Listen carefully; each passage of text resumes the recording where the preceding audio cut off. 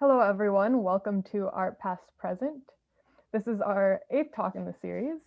And Art Past Present is a monthly series focused on the significance of memory and history in contemporary artwork. And we're so happy to welcome Ni Haifeng today. His practice stems from an interest in cultural systems of return, exchange, language, and production. Through mediums of photography, video, and installations, Ni explores the simultaneous creation and obliteration of meaning while drawing attention to the cyclical movements of people, products, and goods that are often reflective of patterns of colonialism and globalization. According to Ni, the attempt to subvert the status quo of the dominant economic order and counteract preconceived notions of meaning play a key role within his recent work, leading the works their political and social dimension. He graduated from the Zhejiang Academy of Fine Arts, now China Academy of Art. In the 1980s was part of the conceptual art group Red 70%, Black 25%, White 5%. And today he works between Beijing and Amsterdam and has exhibited across China and Europe. So this will be about a 45-minute conversation between me and our two co-hosts, Segal, the Venda's Chief Curator and Director of Programming, and today's guest co-host, Katya Tylevich, and she's an author and arts writer. And after that, we'll leave about 15 minutes for Q&A. So please get your questions ready to put in the Q&A box during that time. Please keep them short and concise, no longer than a sentence or two. And if you have comments that aren't questions, we have the chat box open. And as we're getting started, feel free to say hi and what city you're tuning in from. And we'll be posting the recording of today's talk on our Vimeo page later today, if you'd like to share it with anyone who wasn't able to make it today. And we'd like to thank Susan Horwitz and Rick Feldman for generously supporting discussion series at the Venda and all of our virtual programs. And now Yusuf and Katya will get us started with the conversation. Thank you. Okay, thank you very much, Anna Rose. And Ni Haifeng, welcome to Art Past Present. Thank you so much for joining us. And Katya, how wonderful that you are my co-host today. Thank you so much. Great to have you. Thank you for having me. So can I ask you, Katya, to start with your first question? Absolutely. To give us insight more broadly into your approach, maybe we start at the beginning. Do you remember wanting to become an artist and what your idea of an artist was then and how that compares to the reality now? Okay. Yes, I remember I always wanted to be a painter when I was very young, about 10 years old or so. The idea was very simple then. I just wanted to paint beautiful pictures. And I started oil painting later when I grew up. It was sort of socialist realism style, which is very different from the work I do now. The difference between then and now is huge. It was simple and spontaneous then, but now it's professional, a professional thing. Now being professional, it means apart from creativity, one has to operate in an institutional system called the art world. And apart from that, the work I do now is far more complex than a beautiful painting I imagined then. So on the whole, I think it was freer then as a hobbyist than being a professional artist. Mm-hmm, mm-hmm. No, and in that same vein then, you know, I've heard the cliche before that an artist is always returning to the same idea over and over again. I've heard people disagree with it or agree with it. Where do you fall in Okay, that? yes, it's a very interesting question, and the one I sometimes ask myself too. Mm-hmm. The answer is both yes and no. The yes answer is because I think there is something recurrent in my work. Right. And like the ideas of text, writings of degree zero, the real and fake, but they are never really a single point, not really a single crime scene. So returning to a singular crime scene sounds to me like really like a psychoanalytical thing. Right. Like there is a subconscious gravitational pull compelling an artist to return to a same idea all over again. I am not completely sure if that is the case with me, but but I think there is something like maybe disposition or predisposition, a kind of conceptual continuity. Yeah, in my practice. So that makes me revisit some ideas again and again. But I think every time it's different. It's a kind of cyclic movement that every time, every return is a new thing, probably in my case. So, and also the no answer is because I also really actually decided not to repeat myself. There is a kind of discipline in me that, Right. don't do it too much. Yeah, that's the answer. Maybe I can follow up on this conceptual continuity and the rich variety of forms and expressions in your work, because there are many ideas, but as you indicated, there are also certain concepts that keep returning. Two of them are, I would say, the deconstruction of meaning, which especially maybe in your earlier works played a very prominent role. Another recurring topic is globalization, trade relations, specifically between the Netherlands and China, but also in a more general sense, and their impact on labor conditions, the production of laborers, but also the production of the artist. Yeah. So do you see that those different concepts, for instance, deconstruction of meaning and globalization, somehow inform each other, are connected? Yes, it's interesting. It's I think two aspects to this answer.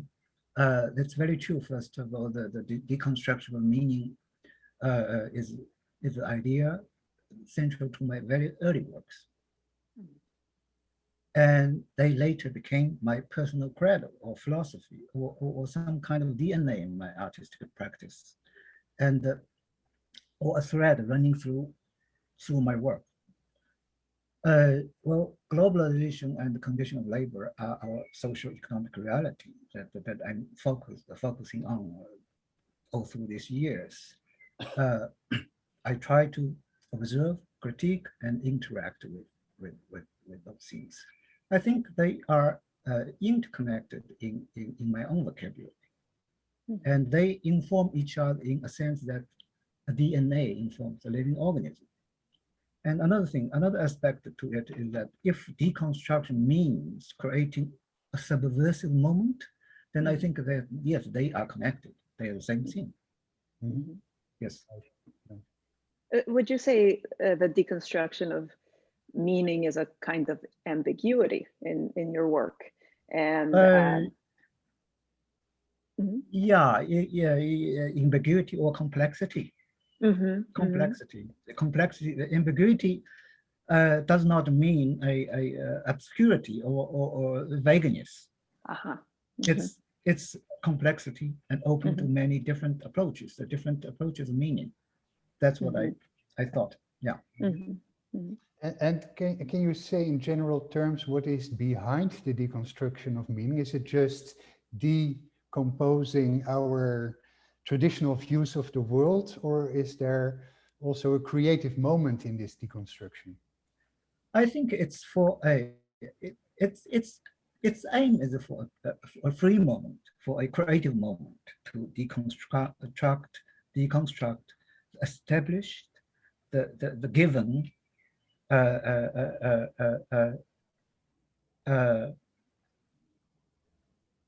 that actually lost its meaning. The things, the ideas, the meanings that lost relevance, that automatically acts on us. Those are the things we wanted to deconstruct, and by subverting those things, we create a free moment. That's the idea. The free moment allows us to see the world with fresh eyes. Is that the idea? Or at least, yes, or at least from a different perspective. Right. Yes. Right. Yeah. Yes. So Haifeng, we wanted to discuss a few of your projects with you, and the first is 55 Days at Peking. Yes. Maybe can you, for a start, give us a short insight what the project was about and why is it called 55 Days at Peking and not in Peking? Yes. Yeah. Yes. It's the project.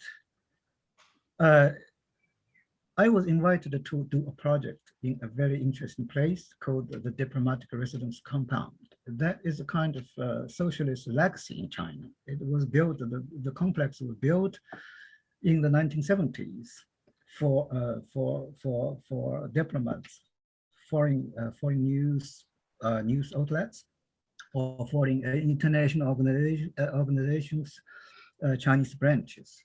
Because at that time, the living condition in China is very different from the rest of the world, for example, the West.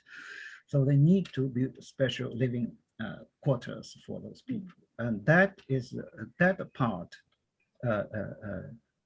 reminded me of the legations quarter in the Qing dynasty. And there was a very famous episode in 1900. It's called the Siege of Beijing, the siege of 50 days siege of Beijing in the legations quarter.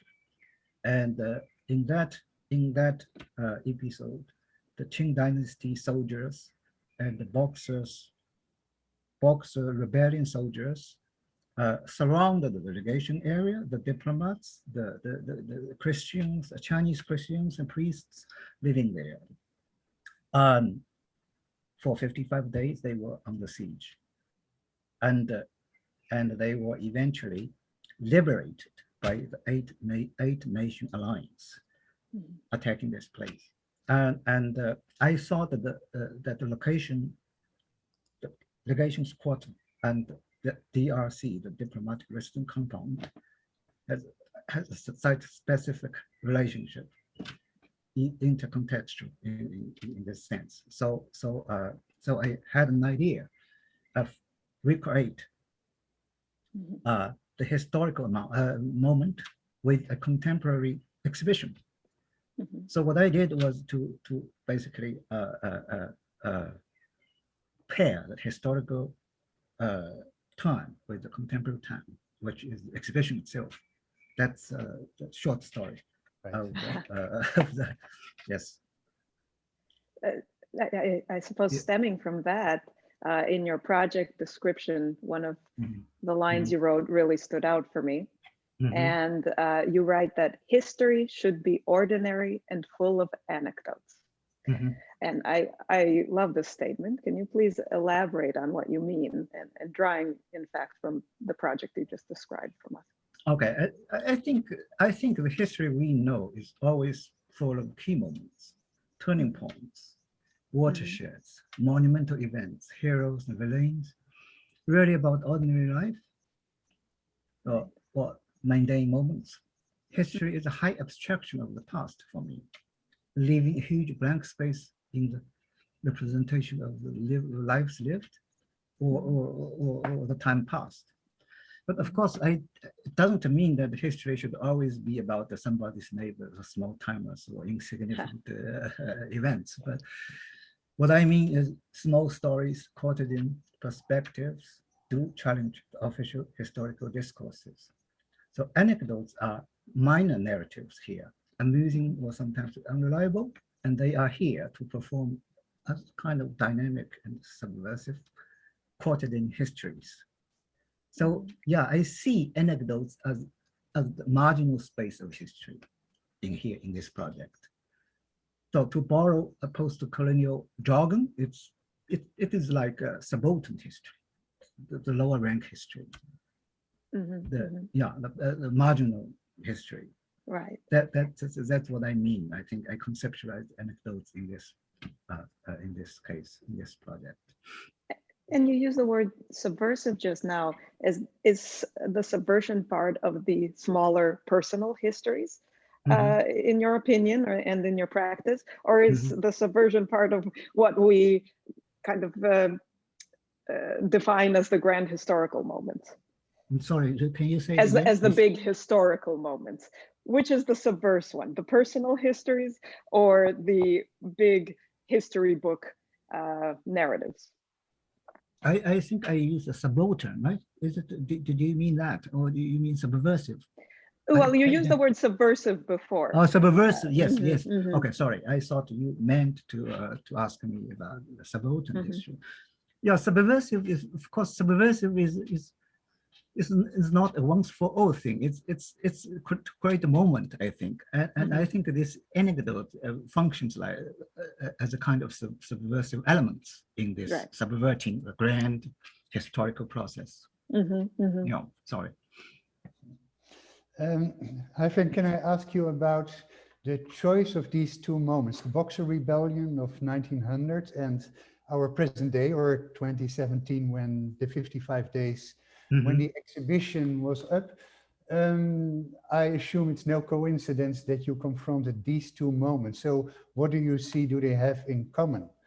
And also, I'm very curious about the strategy you adopted for this exhibition to add materials to both timelines during the duration of the exhibition. Was that to make a point that both the present and the past are constructions in our mind? Yeah. Yes, it's a very interesting remark.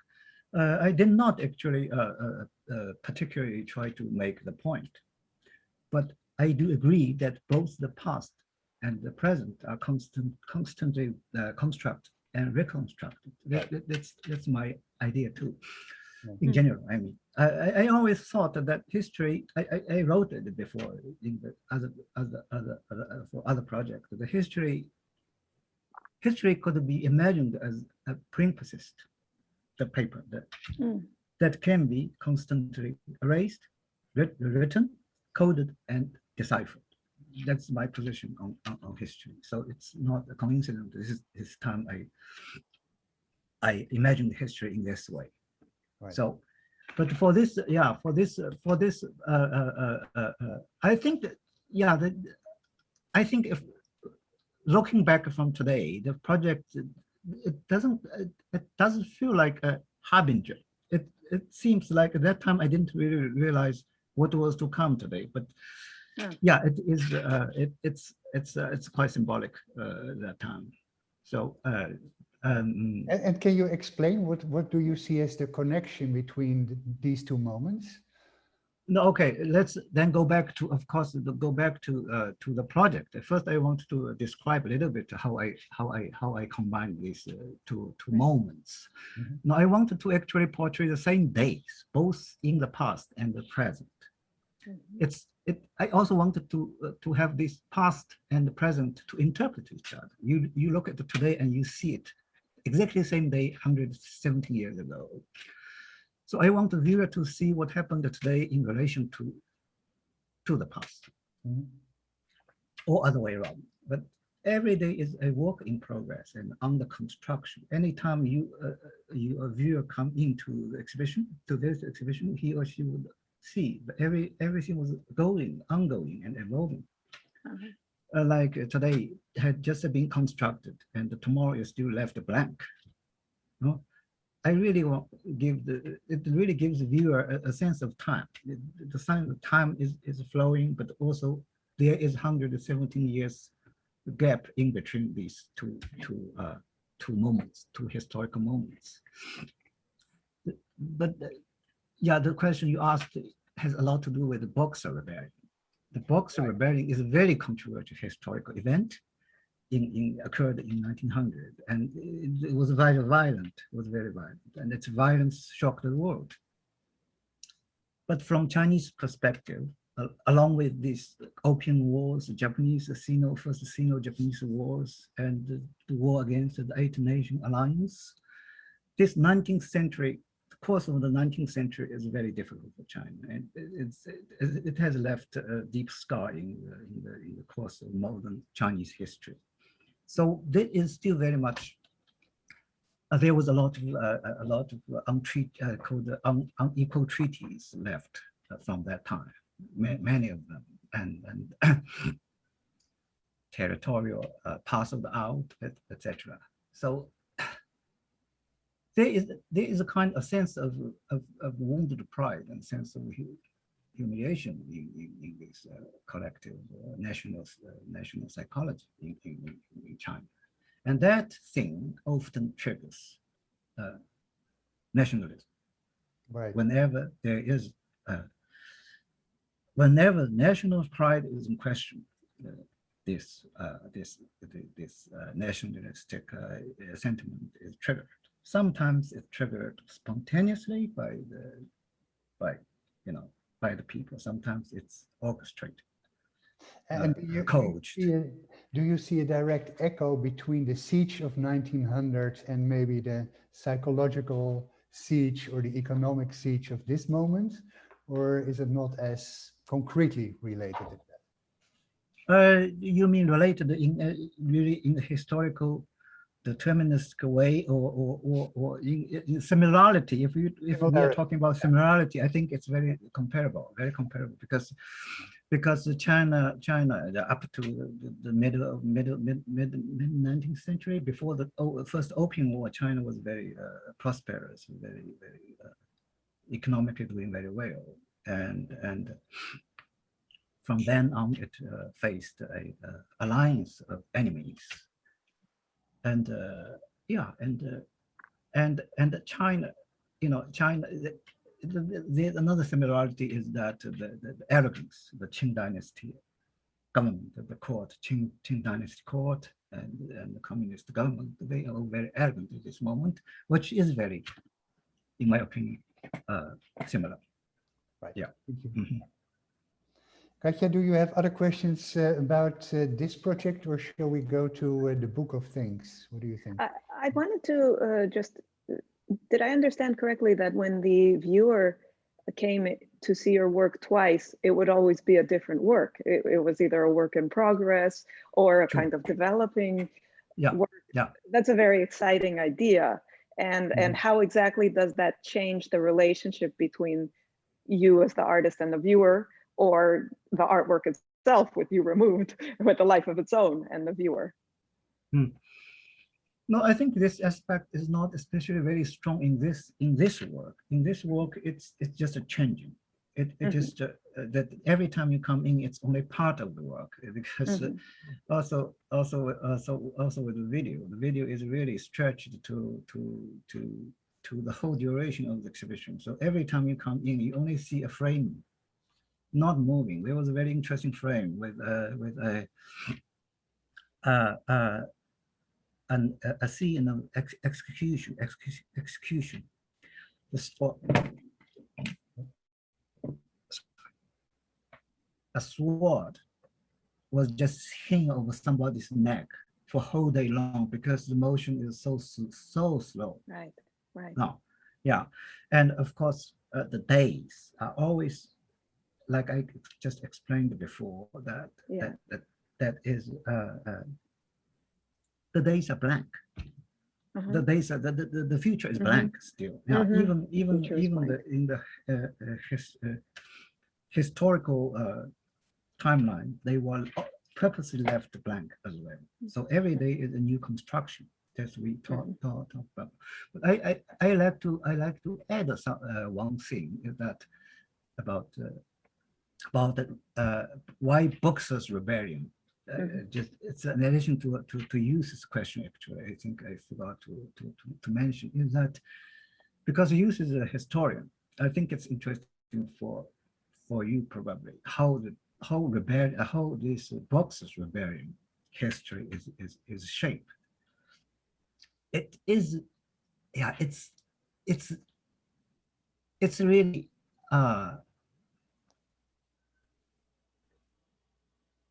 the Boxer rebellion occurred in 1900. So when the Communist Party took power in 1949, the communist historians were sent over to the country to look for the surviving Boxers in attempting to change this the history from ground up, from the material culture. So it was before that time, there was diverse views in the earlier Republican time, a lot of critical views on this incident. But from that moment on, it is rephrased as the proletarian uprising. Mhm. So this is why it's significant for me to choose this moment as the past for Right. this project. Right. Yes. Right. Thank you. Yeah. So Katya, you mentioned the active role of the viewer, and I think there is actually one project where that role is extremely important. So that is para production. And Haifeng, can you also briefly explain that project and how you included the visitors to the exhibition in the artwork? That project, yes, that was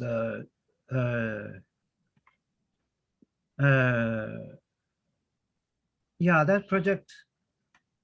Should we?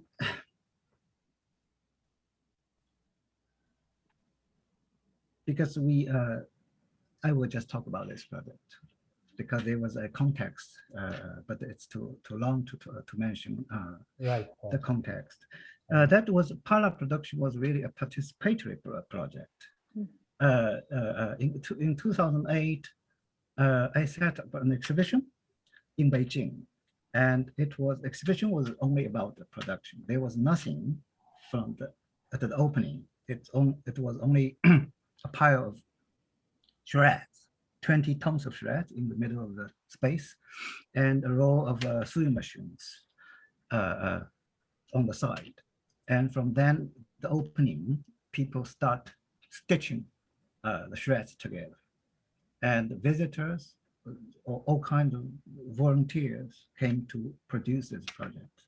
And this is why it's called Para Production. Right, right, right.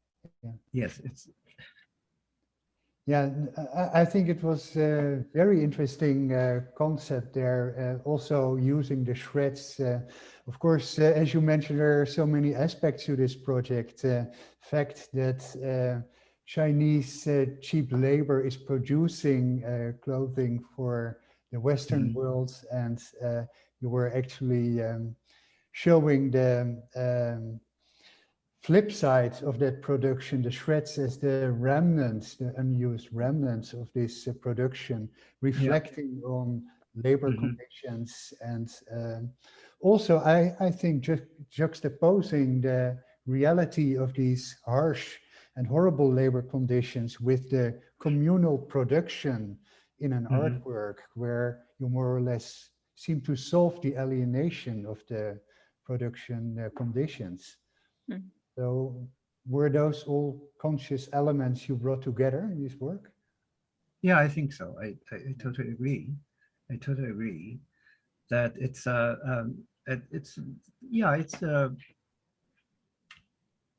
it's proposing a different way of making art, but also proposing a different way of production, a mode of production, let's say, and it's exactly as a utopian moment of community, of coming together and producing something, or let's say momentarily, just for a short brief time, being detached from the dystopian reality of neoliberal capitalism.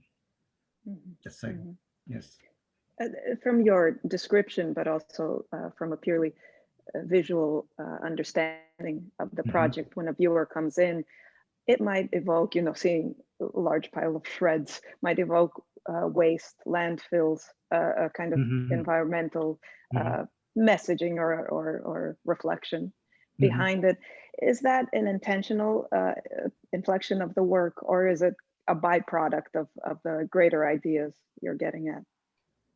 I think it's, yes, it's I think it's a byproduct. I would say, well, the waste, or what I call left over, is central to the idea of power production. But the environmental aspect of the visual presence is a byproduct, I think. Yeah. Perhaps because of its sheer physical scale and volume, it looks like a mountain, mountains, or the image of the mountains of textile shreds.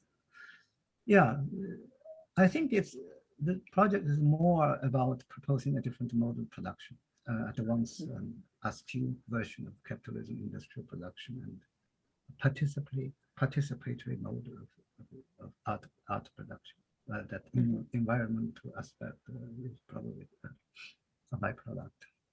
Right. And interestingly, you did what you could call a version of the same exhibition in Leiden in the Netherlands under the title The Return of the Shreds. So I think it's quite fascinating to have this exhibition or this concept realized at both ends of the world, so to speak. One, the production country, and the other in the receiving country.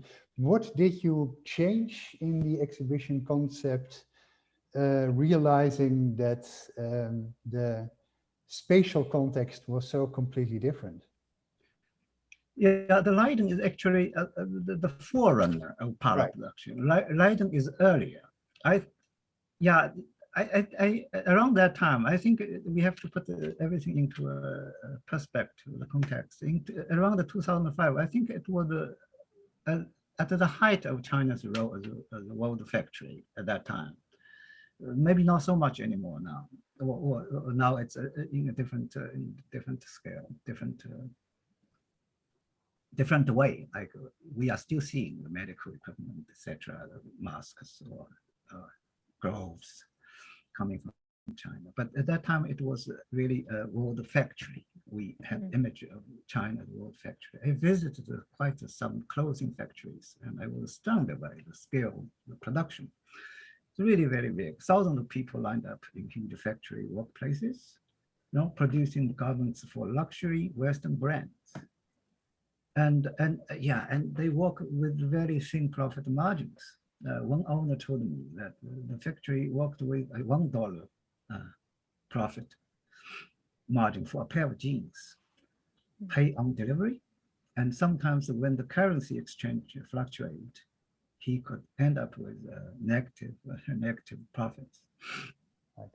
So I think as these textile products left for the world market, a waste or a deficit of human value are left behind.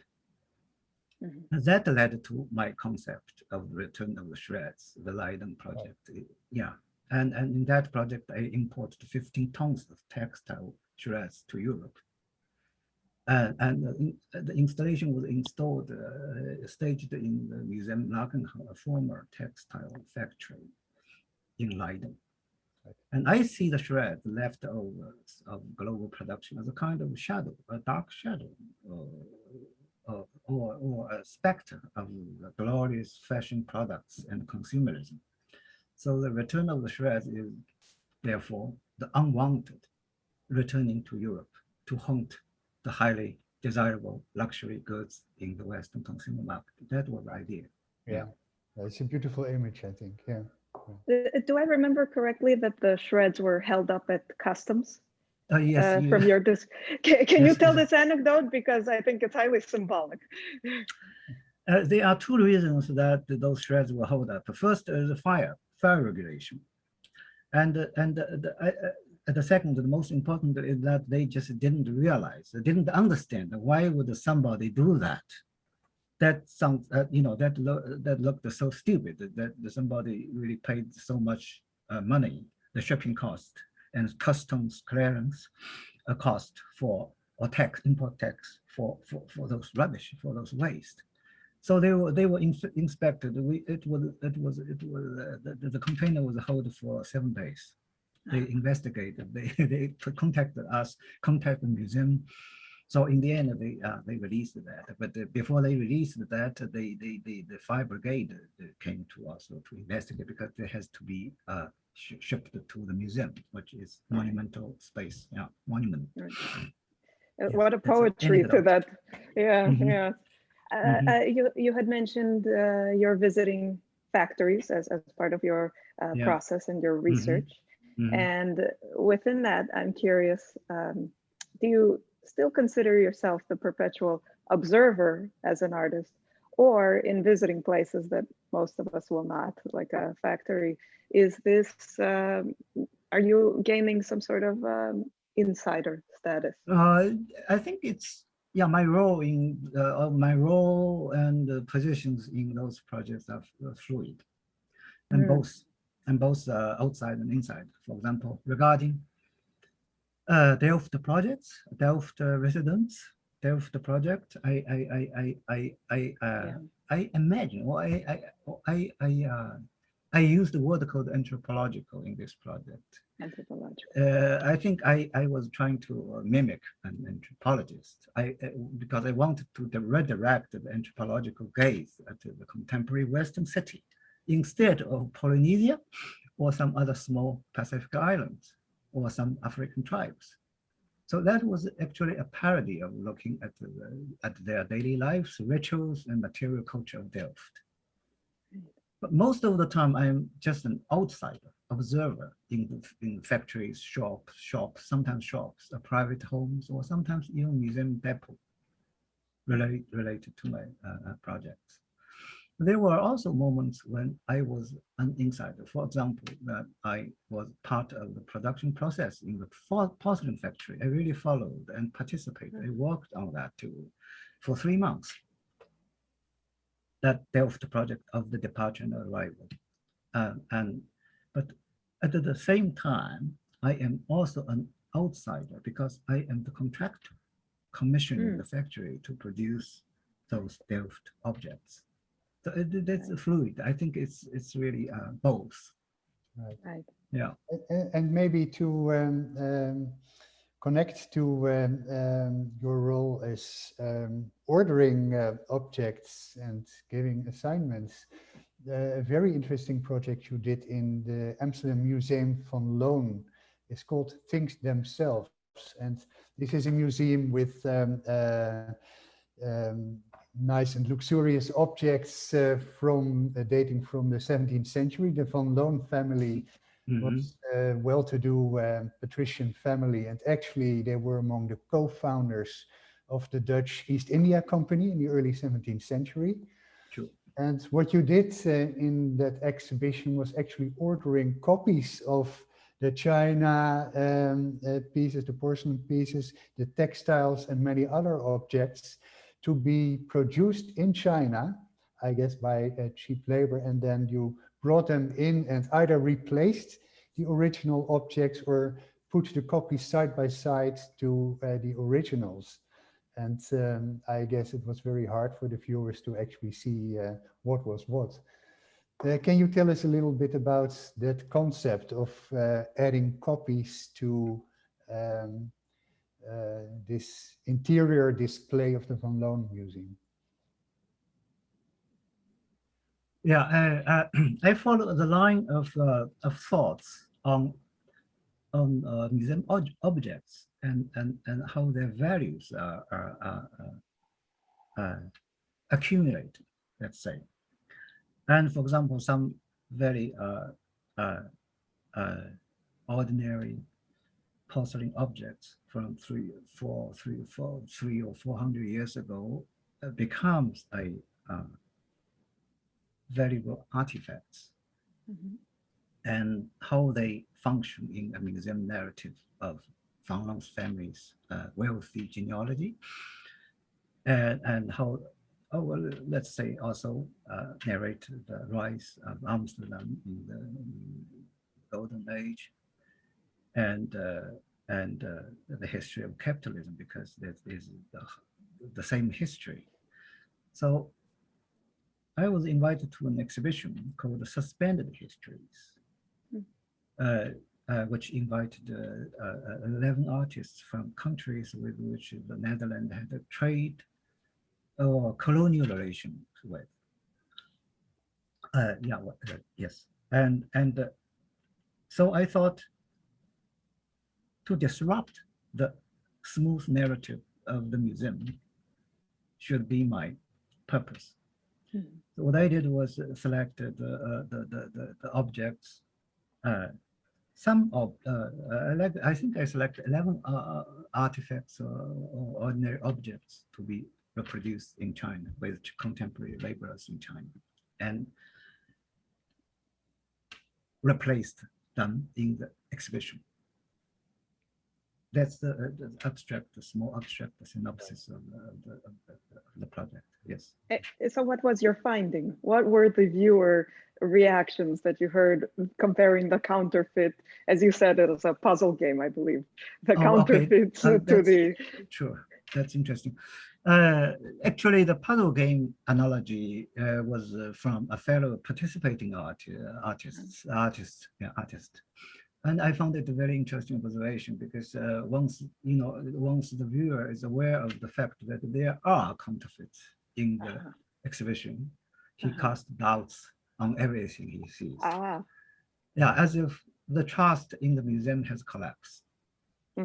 So some viewers want to make sure they discover every piece of the missing puzzle of the fake. They don't want to be cheated by this thing. Yeah, that's what I.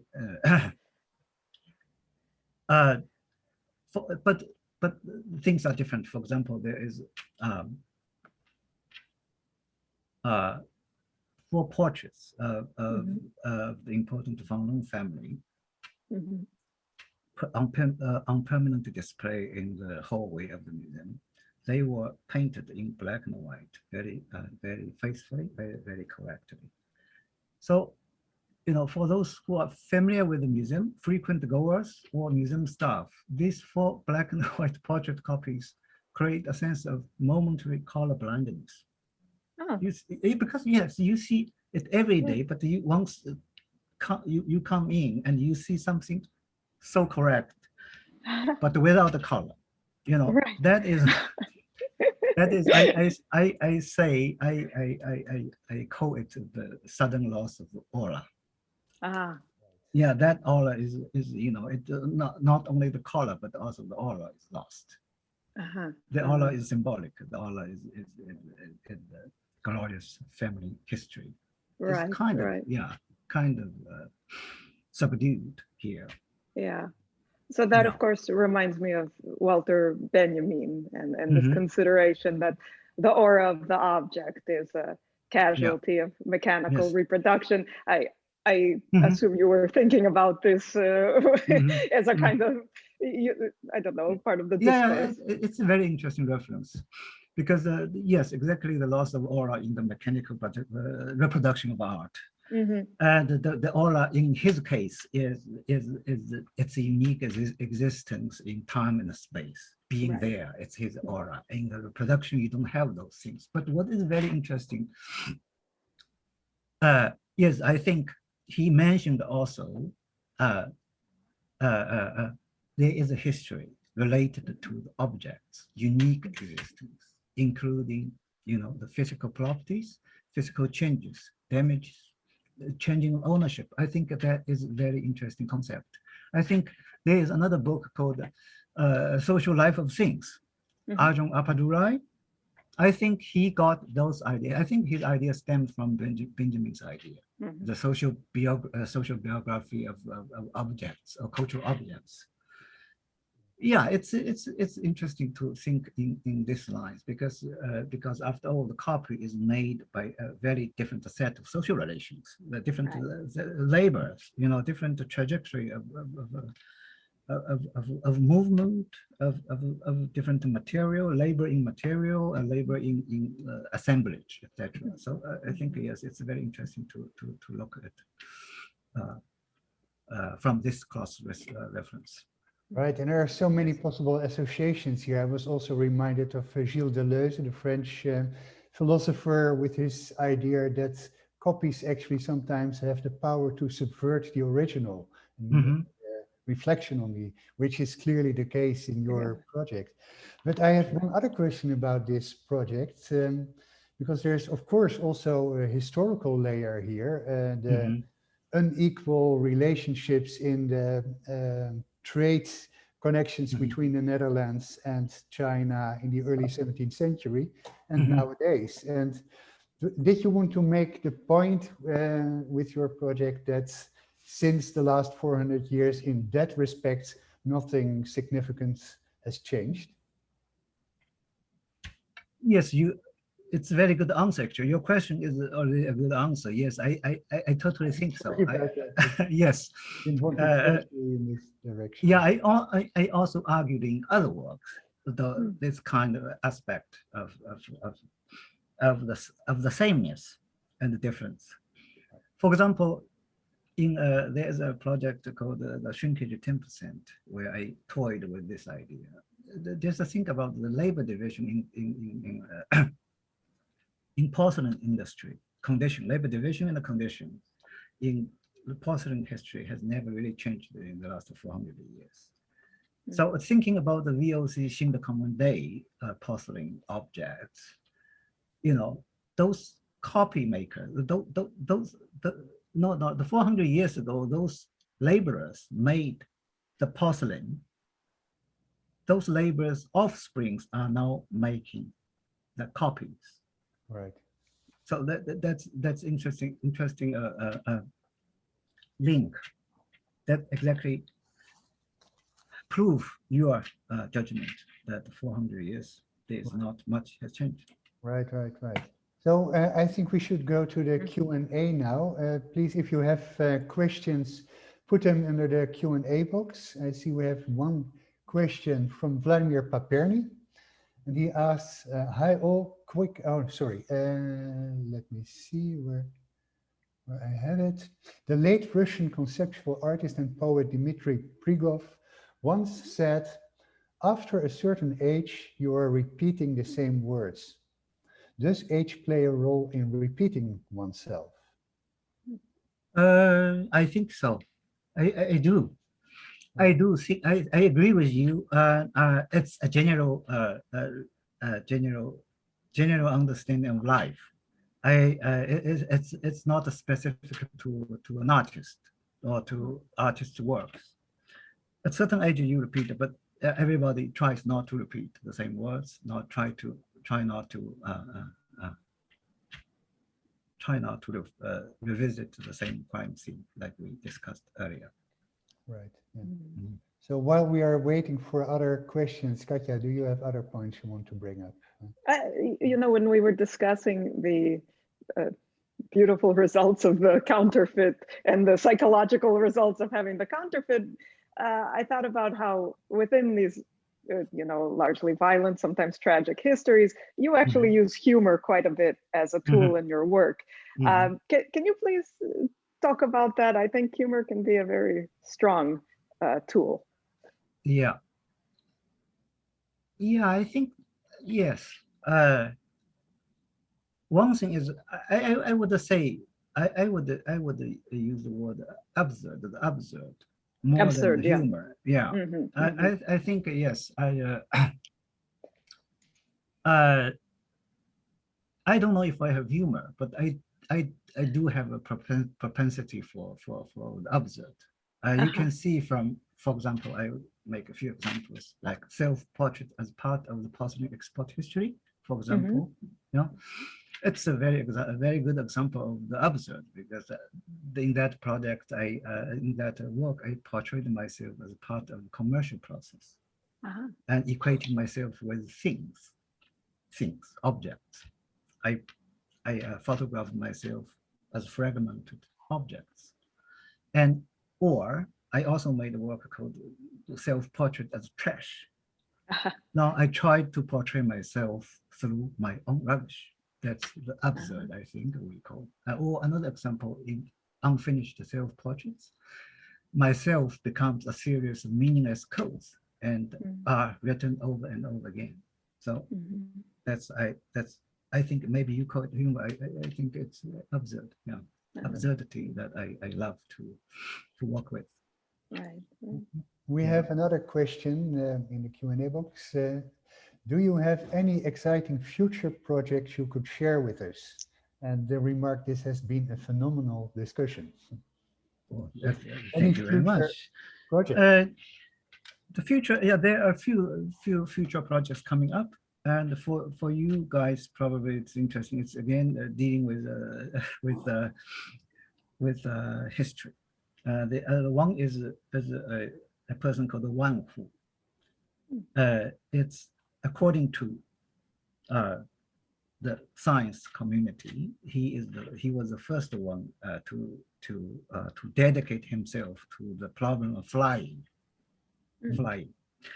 So what he did was, I don't know when, but it's you know, this story is very dubious. This story is probably invented in the West, probably invented in the West around the Xinhui time.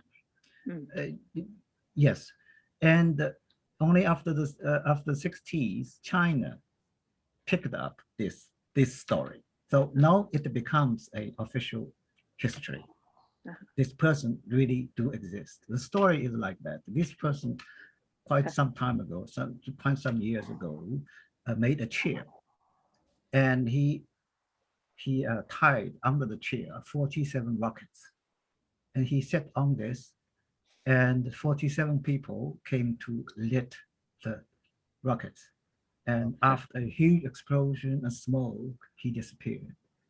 He was never seen again, but some supposedly fly.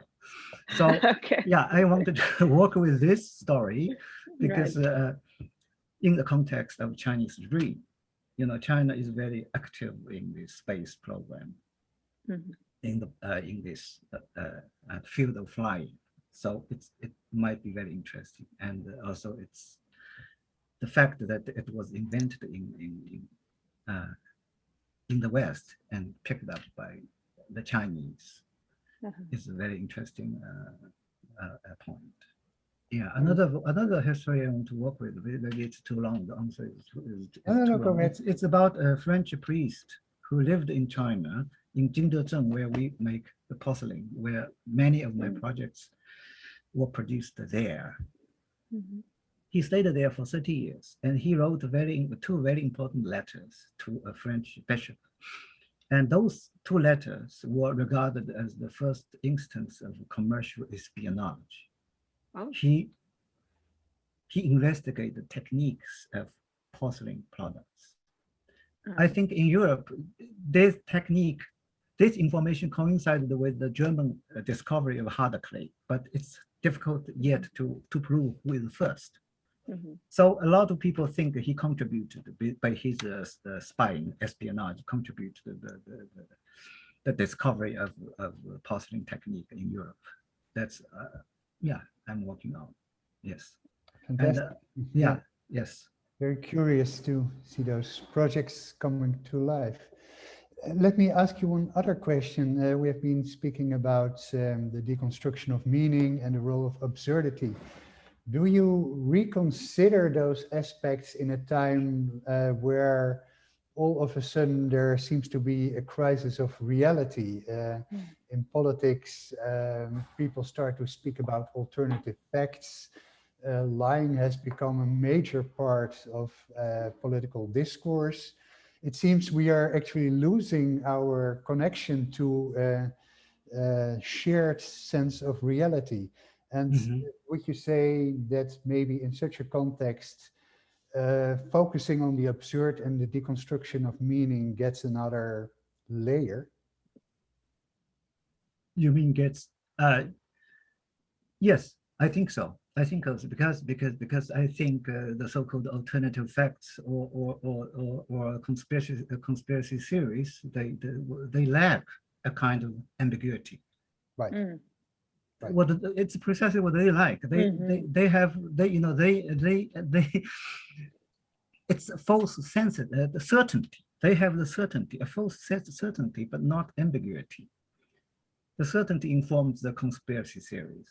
I think every lie is always posing themselves, every lie posing itself as the unambiguous truth. Right. So I think deconstruction of meaning never proposes to negate others' truths and by establishing my own truth.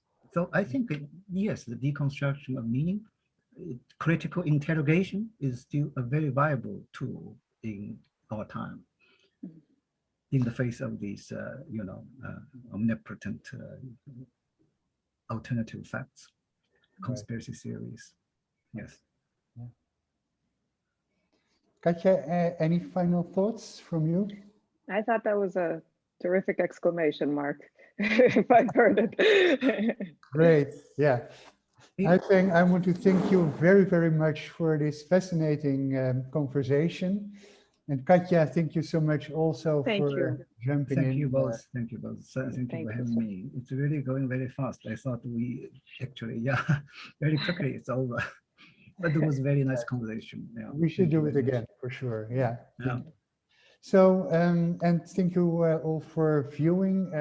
This coming week, we actually have two programs related to the COVID pandemic. First, on Sunday at noon PST, Justin Jempel, the Wenham Museum's director, will interview Peter Baldwin, professor of history at UCLA, about the different global responses to the pandemic. And then next week, Wednesday, I have a Cold War Spaces interview with Andreas Bernhard, professor of digital cultures at Leuphana University in Lüneburg, Germany, on the history of explaining pandemics and on the use of contagious diseases as metaphors in political and cultural discourse. So I hope to see you at those occasions as well, and wish you a wonderful week. Thank you for watching.